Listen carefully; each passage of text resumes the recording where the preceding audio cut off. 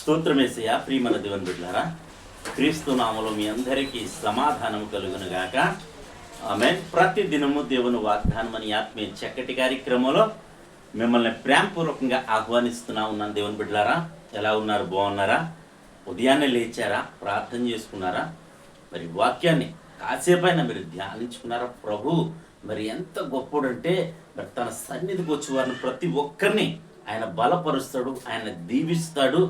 ఆయన మరి నీవు నడవలసిన మార్గాన్ని నీకు బయలుపరుస్తాడు అని తెలియచేస్తూ ప్రతి దినము దేవుని వాగ్దానం అని ఆత్మీయ చక్కటి కార్యక్రమంలో వాగ్దానం చదువుతున్నాను. ఇర్మియా గ్రంథం 30వ అధ్యాయము 17వ వచనం.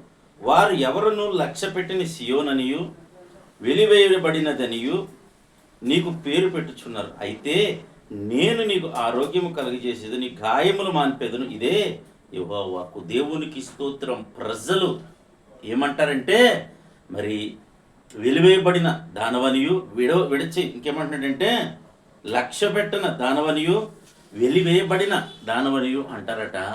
మరి ఆయన ఏమంటున్నారో తెలుసా? నేను నీకు ఆరోగ్యం కలుగజేస్తానంటున్నాడు. దేవునికి స్తోత్రం.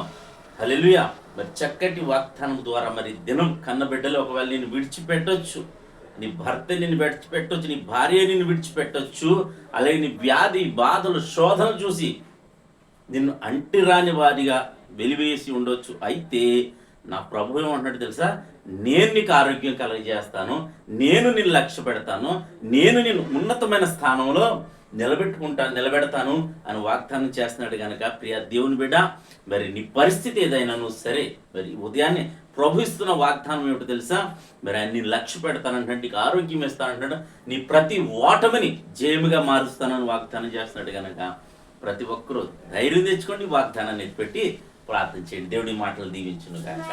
ఆమెను ప్రార్థన చేసుకుందాం. స్తోత్రము తండ్రి, వందనాలు యేసయ్య. ప్రతి దినము దేవుని వాగ్దానం అని ఆత్మీయ చక్కటి కార్యక్రమంలో తండ్రి మీరు ఇస్తున్న వాగ్దానం బట్టి స్తోత్రాలు. ఎంతమంది ప్రజలు యూట్యూబ్ ద్వారా కావచ్చు, షేర్ చాట్ ద్వారా కావచ్చు, ఫేస్బుక్ ద్వారా కావచ్చు, రోడ్డు మార్గం వెళ్తూ ఎంతమంది నీ ప్రజలు నా తండ్రి, నేను అందరూ నీ ప్రజలే.